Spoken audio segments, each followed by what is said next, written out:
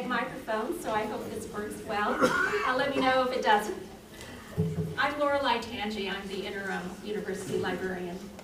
Thank you for joining us this evening for the opening of the library's exhibit, Discovery of a Lifetime, F. Sherwood Rowland and the Ozone Layer.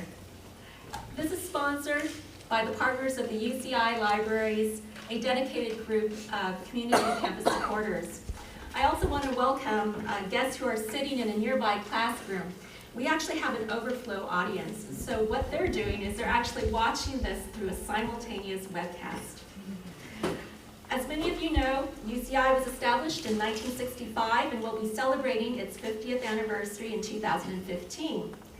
And this campus is holding special events on a monthly basis that exemplify the UCI experience. And this leads up to the anniversary. There will be 50 events in total, so the series is called 50 to 50. And this exhibit opening is the third event in that series. So 47 more to go. Now tonight is a very special night as we recognize the tremendous career and research contributions of F. Sherwood Rowland, Nobel laureate and UCI Donald Bren Professor of Chemistry in Earth System Science. Discovery of a Lifetime traces Dr. Rowland's groundbreaking work as one of the first scientists to warn that chlorofluorocarbons released into the atmosphere were depleting the ozone layer. His research and that of postdoctoral colleague Mario Molina contributed to the passing of the 1987 Montreal Protocol to eliminate CFCs from aerosols, and it brought worldwide attention to the human-contributed greenhouse gases and their impact to the planet. Along with Dr. Paul Crutzen, they were all three awarded the 1995 Nobel Prize for Chemistry. Now, this exhibit was inspired by Dr. Rowland's generous donation of his personal and his professional papers to the UCI Library's Special Collections and Archives. What is on display is a mere sampling of over 300 boxes. 300 boxes of scientific research and personal correspondence that have been organized and cataloged by our archivists, and which are now available for scholarly research. Unfortunately, Professor Rowland and his wife Joanne could not be here tonight. However, we are very pleased that their daughter Ingrid and their son Jeff are here.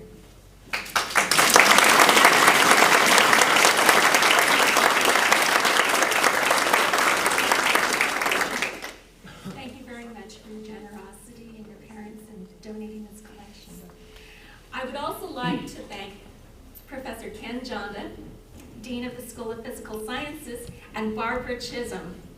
They have really helped us facilitate the relationship with Professor Rowland and family, and we are very pleased that a smaller version of Discovery of a Lifetime will be displayed in Rowland Hall after our library exhibit is over in 6 months.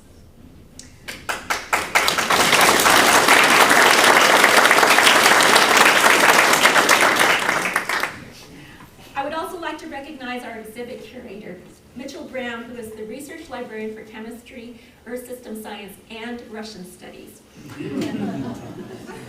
Now, as mentioned earlier, there were over 300 boxes of materials, and we have limited exhibit space. So what Mitchell did, I think, is a curatorial form of haiku. And he has done a wonderful job in selecting materials that tell the important story of Professor Rowland's career and his contributions to society. So Mitchell, please stand up.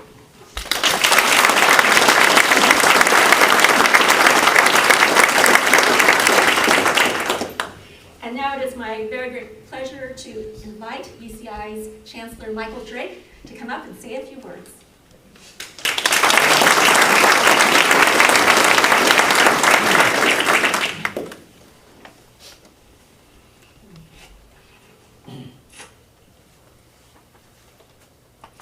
Good evening. Thank you very much, Lorelei. Nice comments. Happy to be here. Nice to see all of you. You know, as a Chancellor, you have an opportunity to speak a lot about the campus and the world, and a great opportunity to speak about the people who make up the campus and who kind of are the fabric from which we are woven. And Sherwood Rowland is one of the people who we speak of most when we think about what it is we want to be and who it is we aspire to be. And those people who really made a difference in our midst, he is a top of mind for so many reasons. And so it's a great honor and a privilege to be speaking here on his behalf this evening. In addition to the great work he's done in the Department of Chemistry and the discoveries that we've talked about earlier this evening that Lorelei mentioned, he's been a wonderful citizen of our campus since the very beginning. His sense of adventure actually brought him here before the campus was open, and he served as our first chair of the Department of Chemistry. And in thinking about the science and what was so special about the science, I was speaking a little bit earlier this evening, and I said there were sort of three things together that worked to make this discovery and Sherry's contribution to this so special. First, the elegance and the brilliance of the science. And any of you have had the privilege to look at some of the papers or to hear Dr. Rowland talk about the discovery, the way the ideas occurred to him and how he sketched things out on a napkin and on scratch paper and said, my goodness, this really makes sense, look at how this works, was really how those discoveries, how those big ideas occur to a brilliant mind that's been prepared by years of study to be able to see things where other people have not been able to see them. So there was the brilliance and the specialness of the science first. And then the second thing that was really, really critically important was the import of this particular discovery to the world. We recently did a study in Orange County. We do this from time to time, asking people about their attitudes and opinions about the university, and lots of data came back. The consultants, mainly what consultants do is they paint circles around your arrows. So they painted some circles around our arrows, which we paid them handsomely for. But one of the things that's important to universities generally, we do lots of things, and what's really important to people in the general public, those not really directly connected to us, is what does this mean to me? What does this matter to me? So elegant science is something that we care about a lot, and we spend our time working on, but to really make a difference in the world, it has to matter to people, and matter to people in a way that helps them to know something they didn't know or behave in a way that they didn't know. And Sherry's discoveries were the kinds of things that really changed the way that everyone has lived. It was really important to people all around the world, people who knew about the discoveries, and actually billions of people who who couldn't pronounce chlorofluorocarbons or any of the other things that are important, but that their world too was being affected by these chemicals and the way they were being used, and the way we as people were impacting our environment. So elegant science, important to people around the world, but then that's not enough.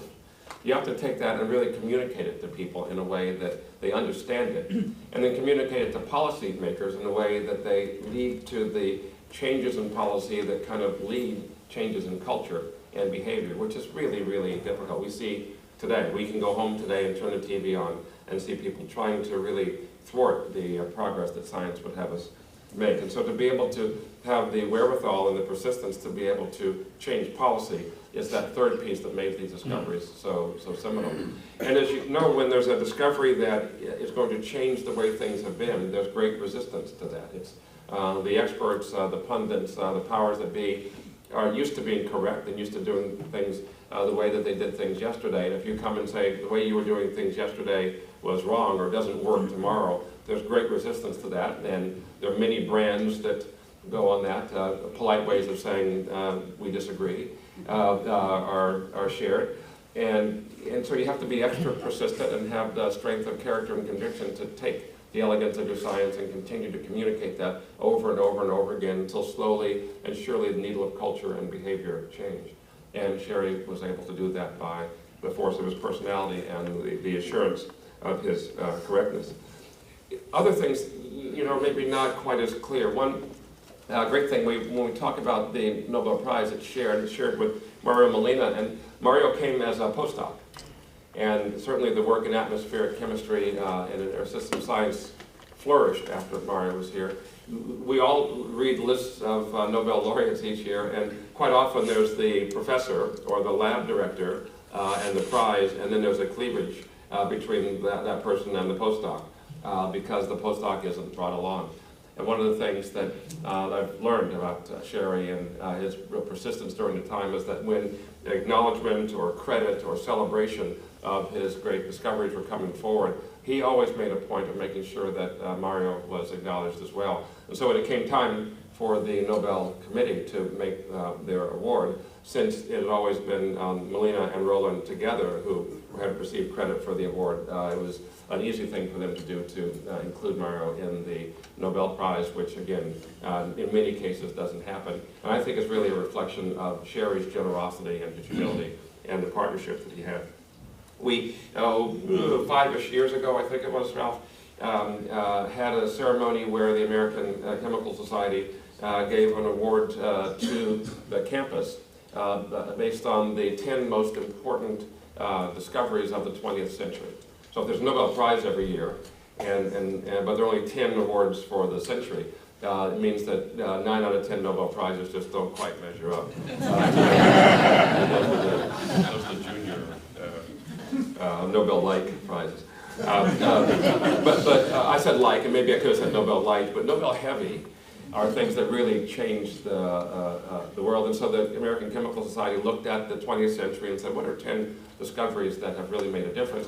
And they focused not on the individual, on the paper or the person who had done something, but actually the environment in which the discovery arose. So the award went to a department because they understood well, and as we all in this room and on the webcast understand, these discoveries, individual people get ideas, but these occur with the support and stimulation and guidance and criticism of one's colleagues in many ways for many years.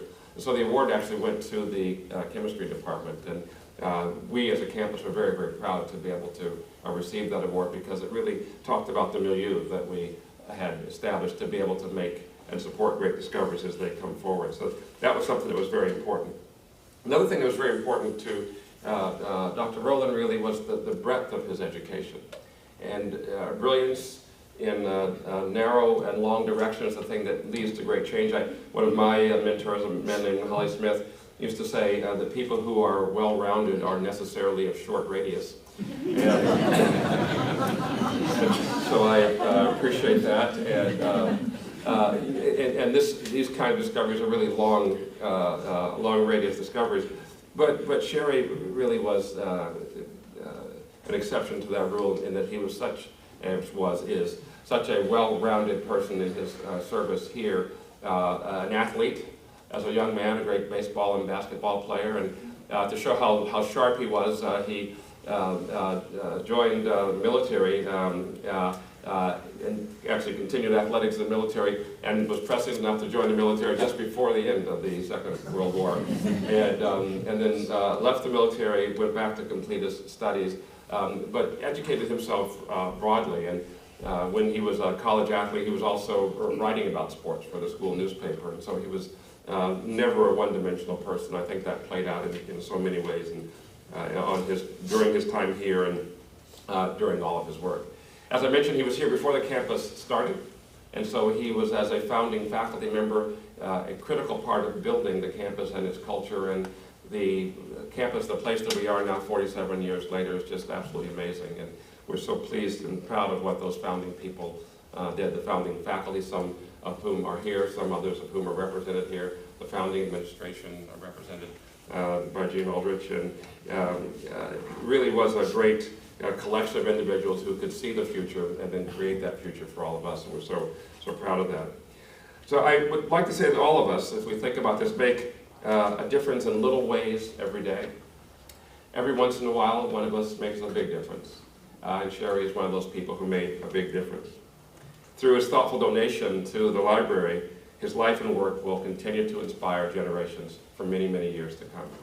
Thank you, Sherry Rowland, for what you've done for all of us, and thank all of you very much for being here this evening. Thank you.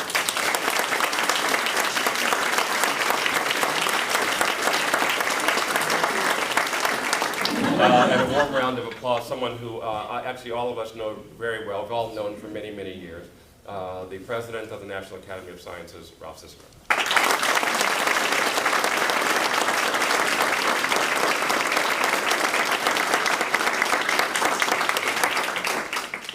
Thank you. Well, this is a festive occasion, and it's great to be here. both Carol and I have spent a lot of time in this building, in the stacks, and doing other things in this building, and also at the Ayala Science Library. It's great to be here. It's very fitting because, as Chancellor Drake said a few minutes ago in another room, the library is a fantastic resource for everything that goes on campus. So it's very fitting that we're talking tonight. Sorry. Not working? Let me see if I can raise it.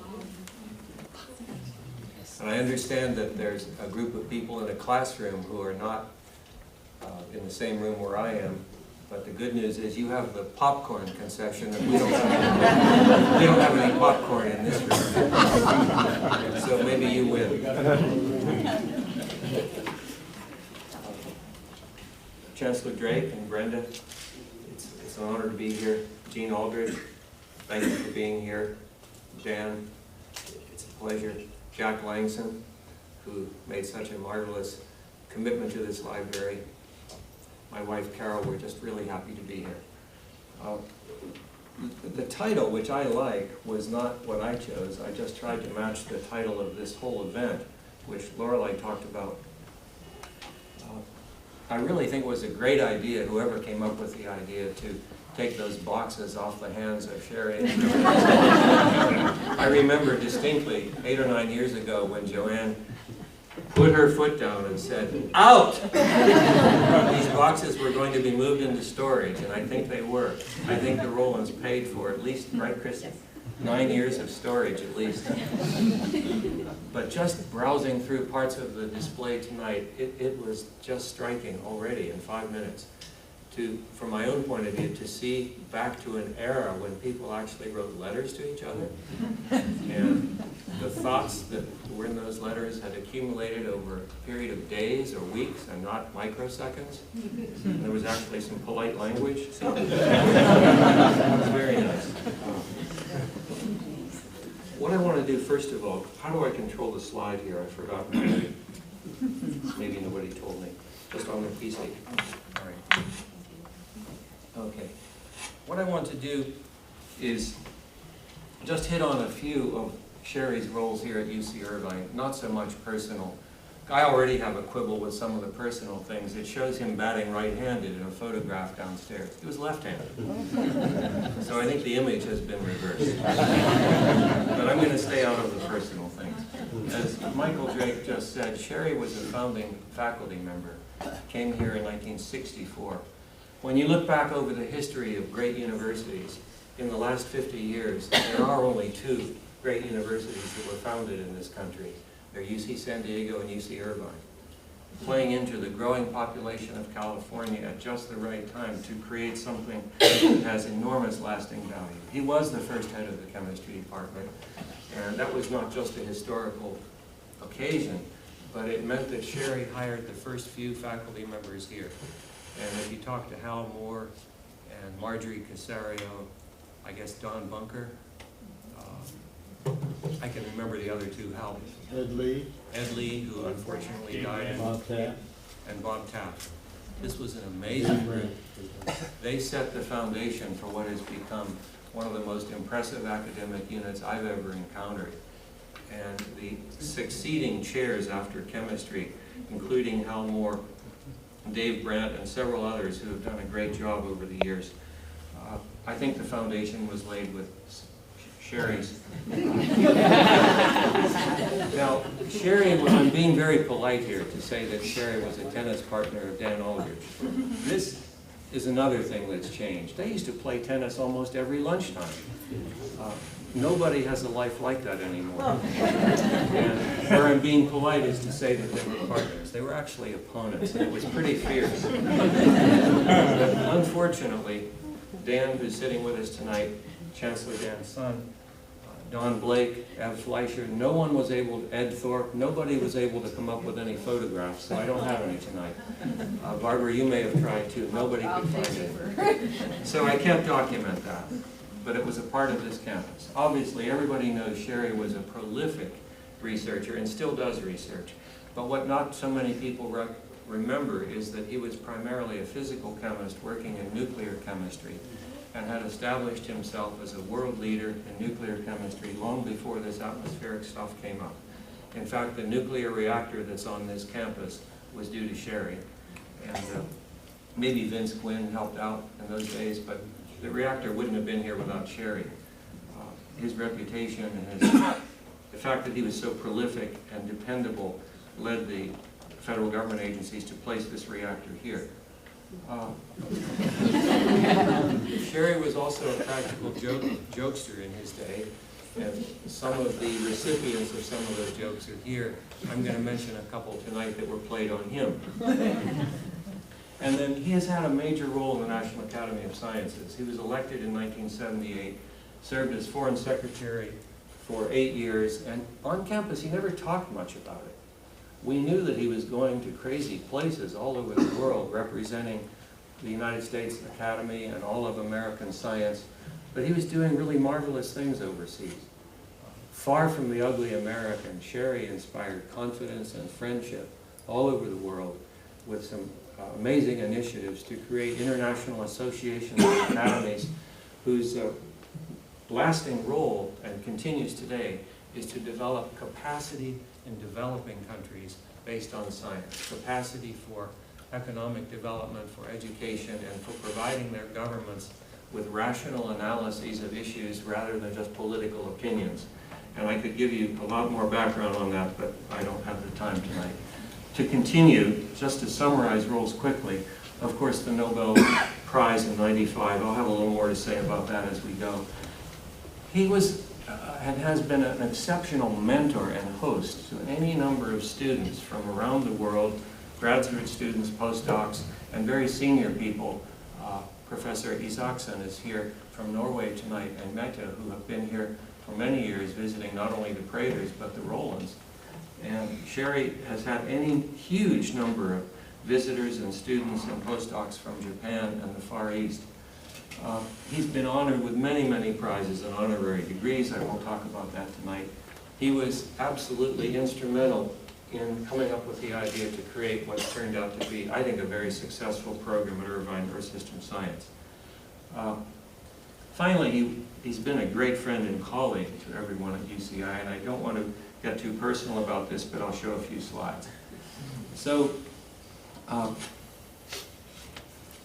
got some notes here that I want you to take a quick look at.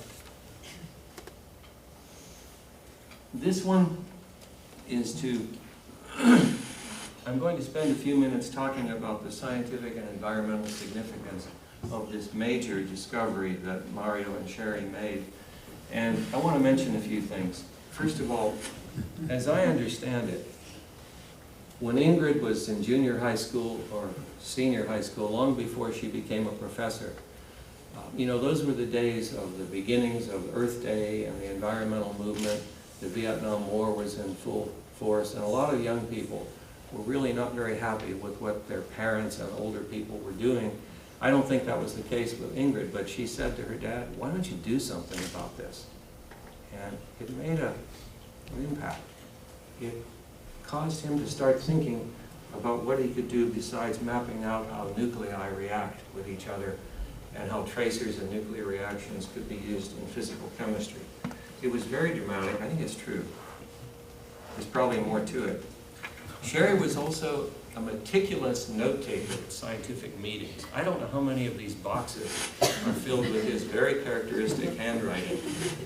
But I went with him to so many meetings, and I could remember things pretty well. I never took any notes. Sherry was taking notes all the time, and I think it fit his style very well, because occasionally he would go back and look at his notes, and sometime on a railroad train during a sabbatical in Europe, I think, he looked back at some notes of a meeting he had just gone to, where Jim Lovelock was reported to have just made some strange measurements of these chlorofluorocarbons in air.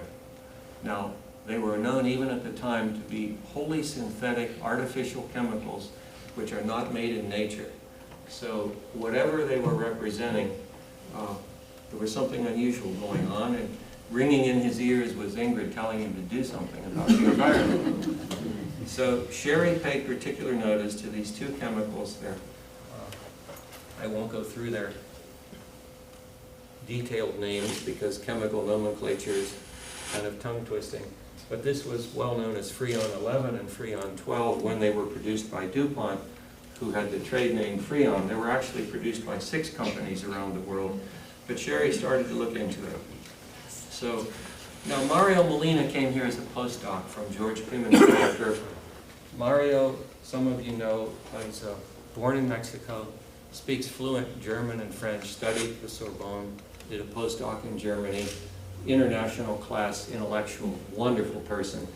Well, Mario had a goofy side to him too. He had a subscription to a magazine which the rest of us had never heard about. It was called Aerosol Age.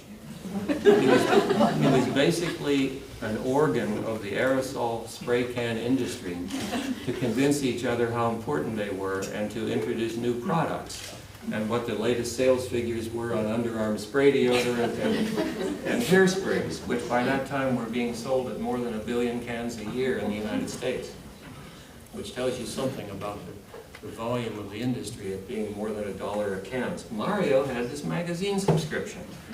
So Sherry was at a meeting where he heard that this chemical had now been detected in air by Jim Lovelock, who's absolutely brilliant medical scientist.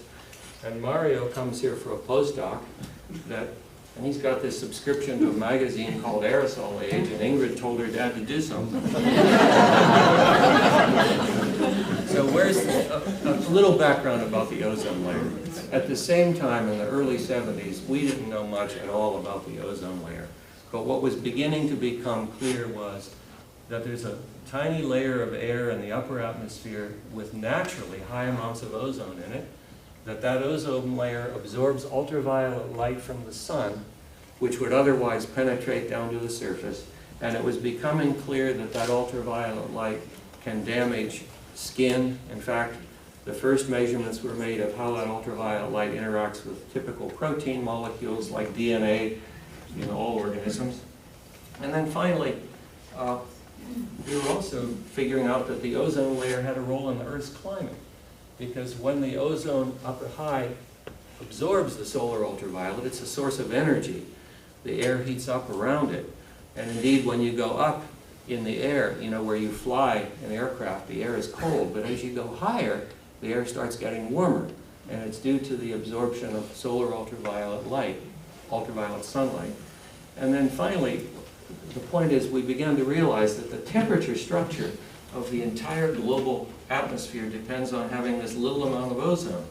I'm going to tell you just what. This is a hand-drawn figure from me, 1973. Mount Everest is here to scale. So this is altitude above the Earth's surface. This is where the ozone layer is. People always got it confused with the ionosphere. But while it looks like it's a big bulging layer, if you took all the ozone present in the Earth's atmosphere and compressed it down to the pressure that we're breathing, it would be a tenth of an inch thick. So there's not much ozone. It's vitally important for protecting life from ultraviolet light, but there's not much of it. So it's kind of fragile. That's the view we all had. In the meantime, this picture became iconic, by the way, because one of the differences between the climate change situation now and the way the ozone layer controversy got framed is that this was seen as a scientific discovery. No politics, people not arguing about what kind of energy to use. This was seen as a scientific discovery from two people who had never done anything about the environment before, although Sherry did participate in a measurement of mercury in gold in salmon, I think it was. Was it salmon? Swordfish. Swordfish, right. But that's another story. Anyhow, so here they are doing some work in the lab, although most of what their contribution was really notional. It was ideas that came together. It wasn't as much the lab measurements they did. So I just have two slides like this. This is what this synthetic artificial chemical looks like. It gets hit with ultraviolet light. It falls apart to yield a chlorine atom. But this can only happen after that chemical drifts up above the ozone layer. I've already told you the ozone layer prevents the ultraviolet light from coming down to the surface. So if this is going to be the mechanism for tearing apart this synthetic chemical, it can only happen after it goes up above the ozone layer, and that takes years. So Sherry and Mario suggested that this is what's going to happen. Because Sherry and Mario both had this view that this synthetic chemical, it's probably not going to just accumulate in the air. Something's going to tear it apart. It might be lightning. It's not water soluble. The things that normally remove chemicals from the air don't work on this stuff. So they came up with this picture, but they didn't stop there. He said, okay, what about these things? And then they mapped out what comes next. And that is that this is the last chemistry I'm going to show you. This illustrates a very important principle in chemistry called catalysis. This chlorine atom, which is released, reacts with ozone, that's O3, and it makes these two things. Ozone is always being torn apart in nature by sunlight to make these two things, and then the chlorine monoxide that's formed in the first reaction reacts in the third reaction with this oxygen atom that's released here. You end up with these products. Now you sit back and look at it and say, you know, if I just add this up, it's as if two ozone molecules are being hit by visible sunlight, and the ozone is being eaten up and converted to 3 oxygen molecules. This is catalysis. Every chlorine atom that you can throw into the air in the ozone layer, by the calculations they did, could perform this cycle, eating ozone, maybe 100,000 times. And that was not unheard of. We have industrial catalysts like car exhaust, which we didn't have then, but other industrial catalysts that are used which can work 1,000,000 times. So anyhow, actually we had come up with this independently at University of Michigan. But what Sherry and Mario did was to put all this together.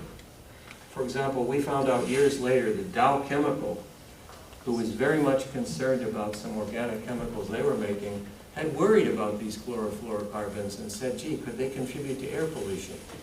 Because what people were worried about in the early 70s was Los Angeles smog and the immediate reactivity of chemicals like car exhaust can lead to smog.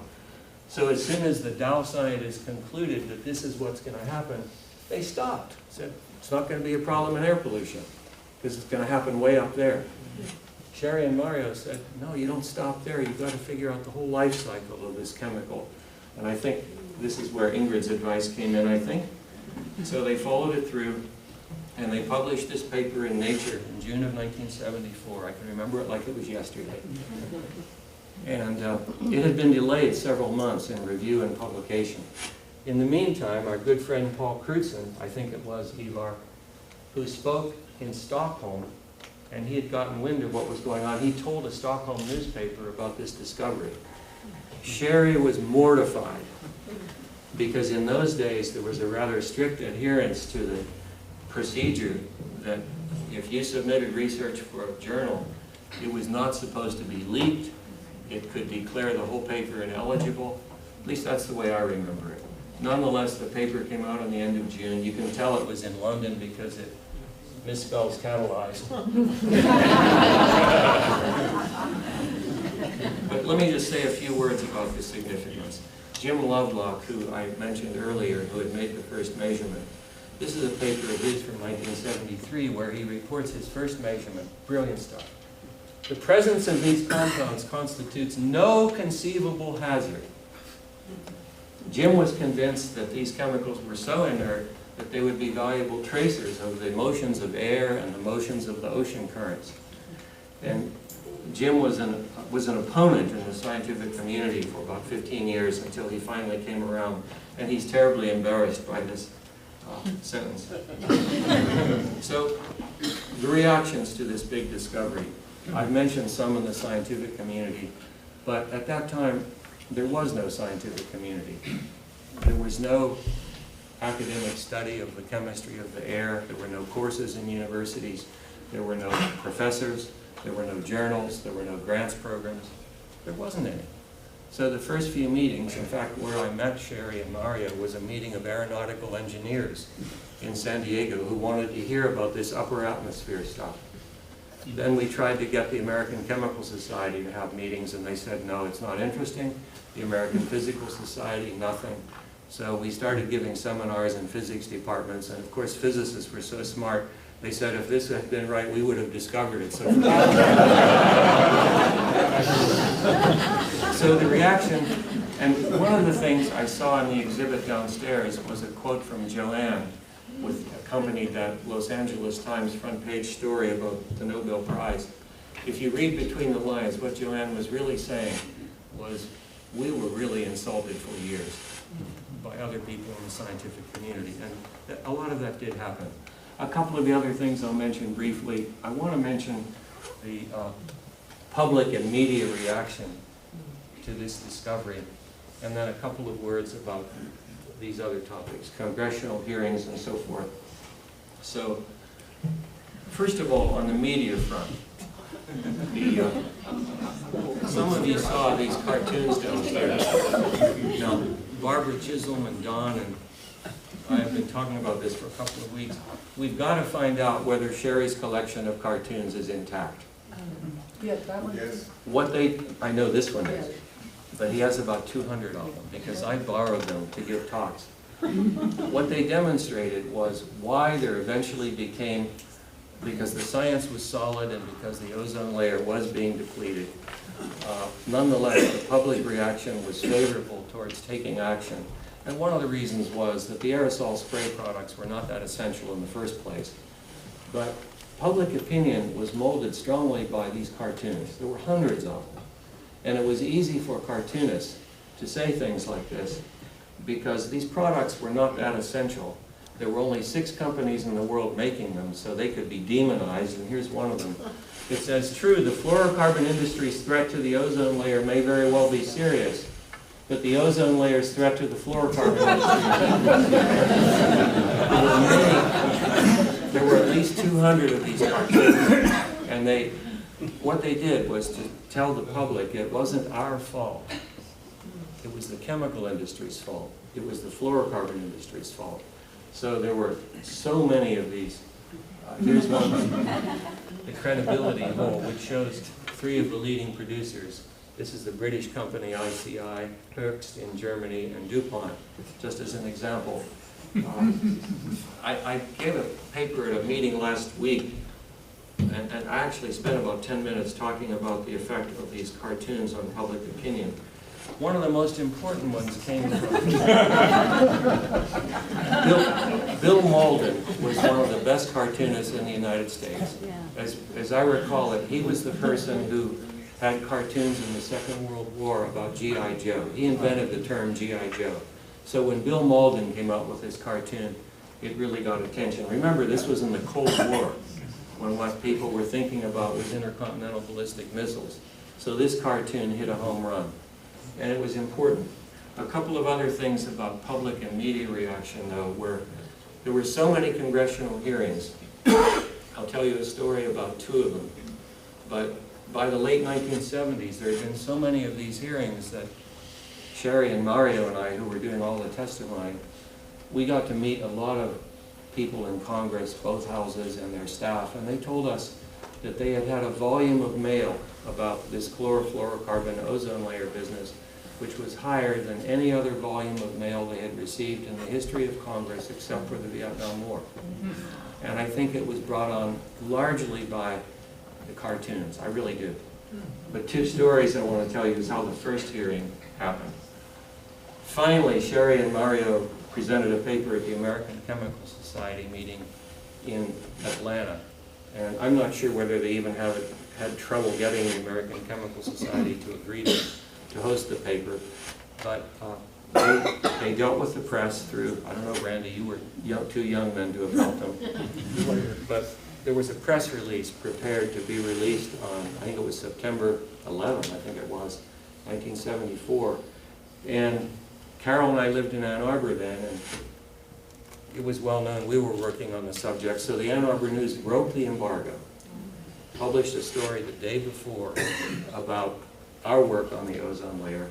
And Sherry understood, he was not mad or anything, but the Ann Arbor City Council wanted to get involved. They thought that they should have a major role in saving the planet. And so there was a city council meeting one night, not long after that, that started at 7 in the evening and went till about 1 in the morning. I think our daughter was about a few months old. Anyhow, the mayor of Ann Arbor was a Republican, Jim Stevenson. And he finally threw up his hands at the end of the 6 hours and said, look, even if we deal with this problem successfully in Ann Arbor, we've got to get the rest of the country involved. So he called up the Congressman Marvin Ash, Republican, the next morning. Marvin Ash had the authority to convene a hearing, and the hearing was actually chaired on December 11, 1974 by Congressman Paul Rogers, who later became a hero in public health and senior affairs in medicine. You remember Paul? Chaired the House Committee on Environment and Public Health. That's how the first hearing happened. The other story I want to tell about congressional hearings was this: if you were king. I've got to go back through my records, and I hope that they're here in the exhibit, of a particular Senate hearing where I think it was Senator Bumpers from Arkansas who asked Sherry, who was on the witness stand. It was really tense. I mean, all kinds of things had happened. The billion-dollar industry now was feeling, multi-billion-dollar industry was feeling very threatened. Sherry was accused of being a computer modeler, which of course he never was, but that was the lowest thing that they could do. And you remember, Don? So this was a really tense hearing. An Academy Committee had been set up. The Congress had declared that they wouldn't do anything about regulating the CFCs in the United States. Consumer Product Safety Commission, Food and Drug Administration, and the EPA had a little bit of jurisdiction. But they declared they wouldn't do anything until this Academy report had come out. In the meantime, Mario and Sherry had made another discovery here about how the chemistry was much more complicated than I had indicated. There was an intermediate chemical which Mario had read about in German literature, in German. He and Sherry discussed it. The situation was very fluid. The calculations were not as clear as they'd been before, so things were very tense. So Senator Bumpers, I may have the timing slightly wrong. It may not have been Senator Bumpers, I have to check it, but Sherry's sitting there in the lead witness chair, and the senator said, Professor Rowland, if you were king, what would you do? And Joanne was sitting in the back of the room, and Sherry said, Senator, I would ask the Queen.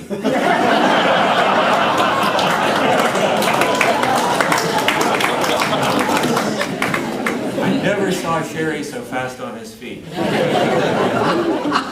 Except for the night when he found out that United Airlines was starting a frequent flyer. But I digress.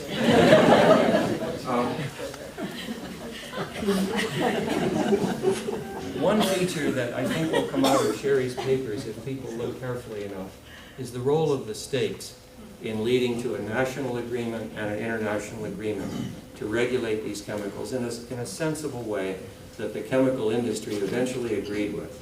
The chemical industry developed substitute chemicals. They did great work.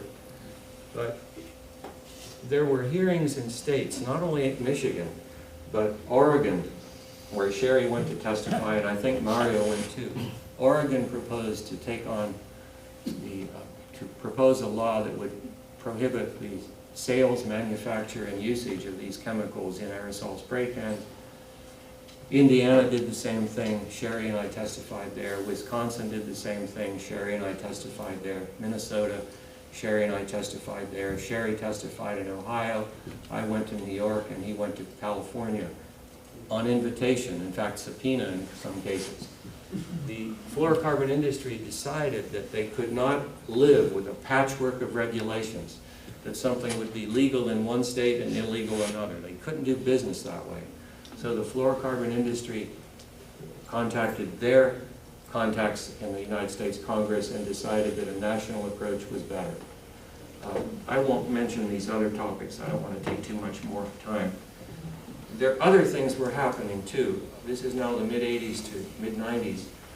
The big discovery that came then was that the Antarctic ozone hole was starting to happen. You could see it from space, and scientists had not predicted it. So there was a public reaction that maybe you guys aren't so smart after all. You're not protecting us very well. But it was a real shock to people. There were some early biological observations of the suppressed productivity in the southern oceans of the bottom of the food chain, the phytoplankton that feed the krill, that feed the whales. Things were really happening.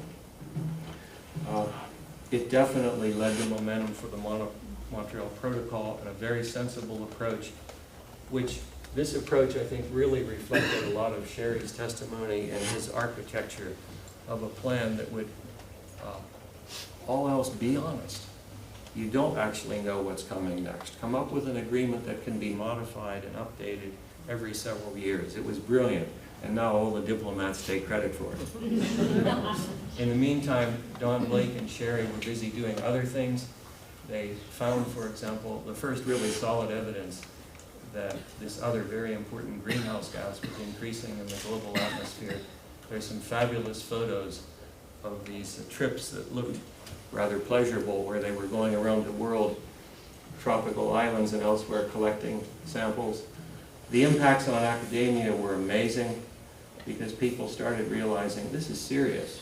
Maybe this population explosion that people had talked about in the 60s, maybe it's having impacts that were different than what we expected. So a lot of things were happening. And then the Nobel Prize in Chemistry, I want to say a couple words about that. This, as I remember this photo, Laura, you may have taken this photo. This was at one of the events where everybody had to get dressed up formally, not only the laureates, but everybody accompanying them. And Sherry was resisting to the last moment, getting the full attire on, and everybody was afraid that he wouldn't be able to, and I think Joanne's telling him the time has come.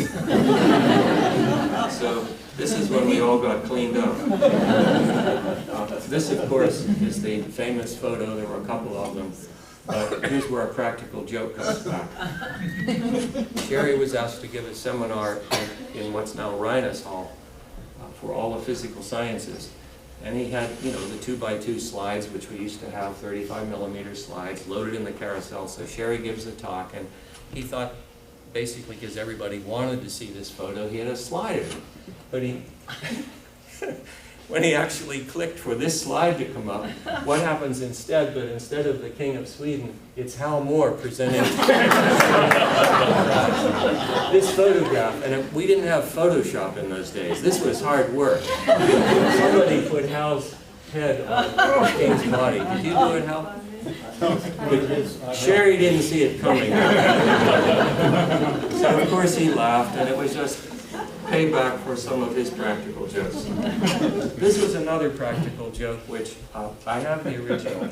Someone in the chemistry department, maybe it was physics, came up with what was purported to be the ballot that the Nobel Prize committee makes at the end.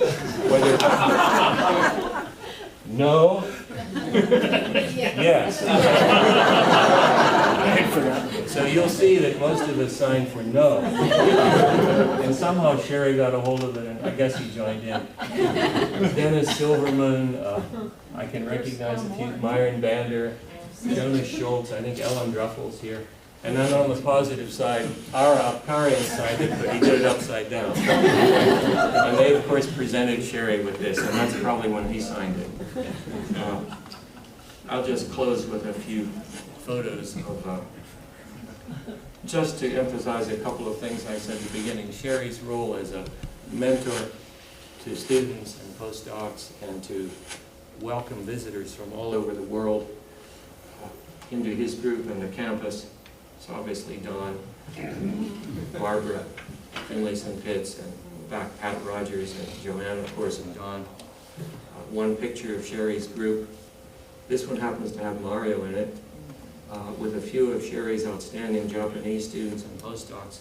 Don, what was this occasion? That was when we named Rowland Hall. Okay, so not that long ago. This photo, I think it's Ivan Hinderaker. It is. Wendell, one of your predecessors, during the construction of Rowland Hall. What, of course, nobody thought it would be Rowland Hall then. It was called Physical Sciences 1, Roman numeral 1.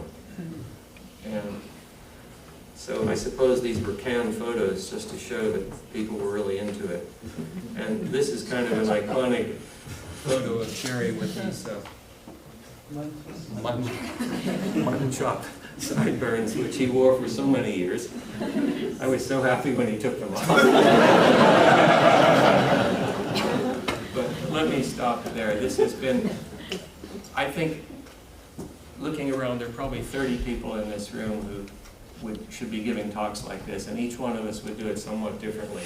I've just tried to skim over everything lightly, but with enormous affection and respect on behalf of all of us. So thanks to the library and whoever had the idea and obtained the resources and have put the work into this exhibit. I plan to spend some time here going through it because Sherry was meticulous. He played it so straight. I saw him under some of the most infuriating circumstances. In 1974, we had evidence that some people in the CFC industry had hired 6 private detectives following us every year. Sherry never let it bother him. He was honest and just gained respect more and more every year. So those are some of the reasons why we admire and respect him so much. So I'll stop here. Thank you.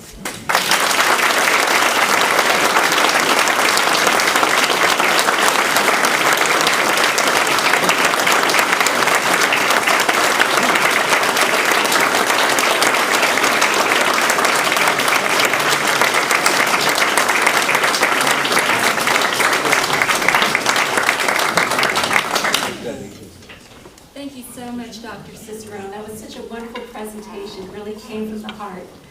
And I think you've also tantalized us with your other lecture about the cartoons and their impact on society, but I would bring you back. We actually have some time if there are any questions from the audience that they might have for Dr. Cicerone, or any words that people want to say in memory of Dr. Sherwood. Please, Gary. Ralph, during your talk, at one point you started saying "we." Could you make the connection between talking about Dr. Rowland and then talking about us, we? That is, your particular, when did you start being on the team, you might say, to follow this up? That's a long story, but in 72 and 73, I was making the transition from being a physicist and electrical engineer into looking at the ozone layer. And back at Michigan, we eventually figured out that chlorine, if released into the ozone layer, would catalytically destroy ozone. I didn't know what catalysis was, but we mapped it out, and so when Sherry and Mario made their discovery, they knew it was something big. This notion was something that no one had ever thought of. So they went up to Berkeley to visit Harold Johnston. Harold Johnston was an amazingly respected physical chemist at Berkeley who had done some of the very earliest thinking about the ozone layer from a fundamental chemistry point of view. So Sherry and Mario went up there thinking that Hal might be able to just say, you forgot this, you screwed that up, and you're wrong. But Hal Johnston listened to them, went through their calculations based on laboratory data, and Hal said, you really got something. But I have to tell you something. Rich Delarsky and Ralph Cicerone back in Ann Arbor have already proposed what chlorine does. You better get in contact with them. So I found in the exhibit tonight, behind some of the glass, a couple of letters that Sherry and I exchanged in late 73, early 74, saying, could we talk? Because, you know, and I immediately saw, oh my God, these guys have really got it.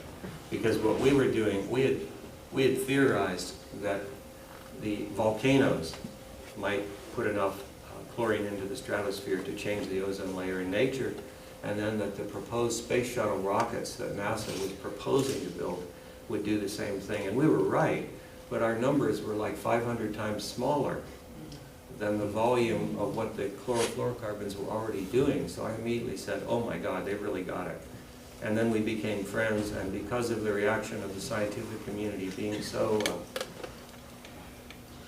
what's the word I want? I wouldn't say, not antagonistic, not knowing what to do.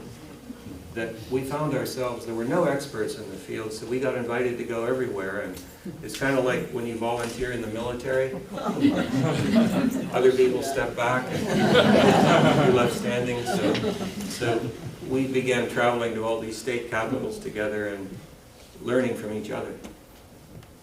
That's what I meant by we.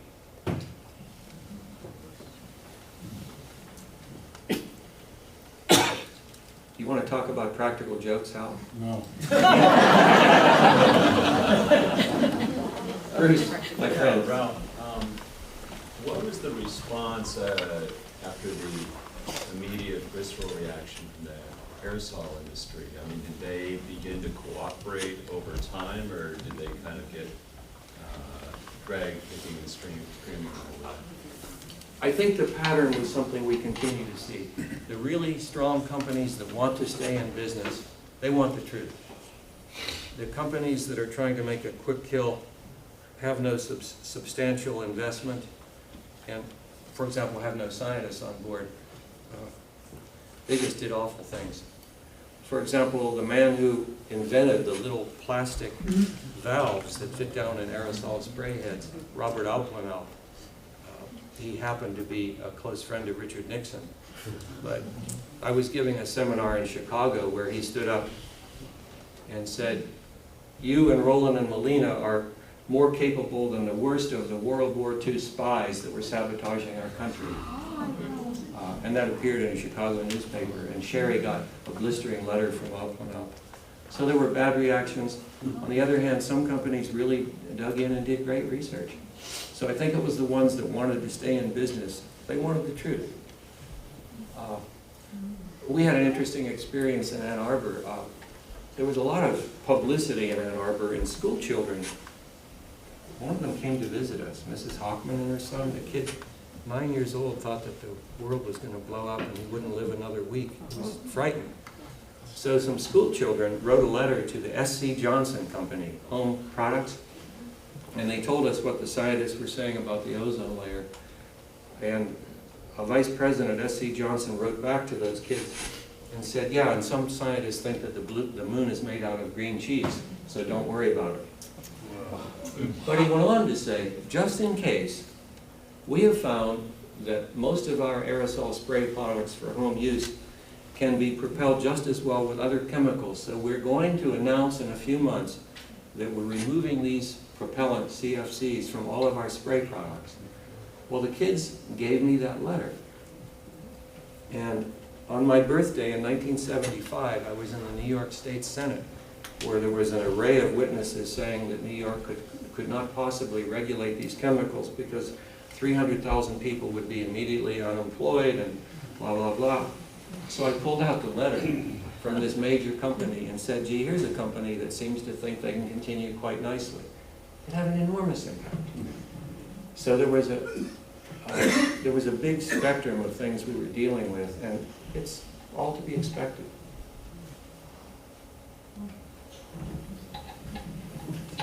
I like that story too, because when the diplomats who negotiated the international treaty start taking all that credit, there was a lot of grass movement, in this case kids, who contributed to the solution. Yeah. We currently have a similar controversy about post-global warming. And obviously things are different, but there had, you guys achieved an enormous success with chlorofluorocarbons. What do you think the prospects are today to repeat that success? Not very good, because this issue turns out to be simple.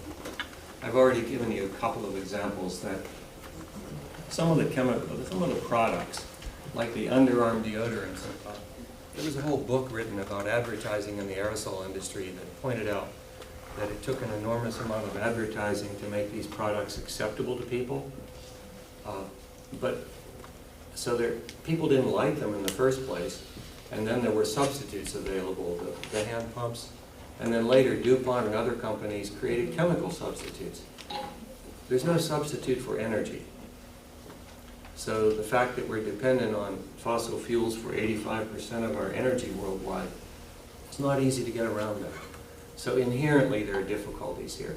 And as I said, it was easy for us to blame it on the chemical companies. But with climate change, it's not so easy to blame it on someone else. It's pretty much everything we're doing in energy and agriculture, which are pretty essential. I won't comment on the political polarization, which is part of our problem now, but it's serious. But, you know, I think we can still be optimistic in some ways, but it's not going to be easy.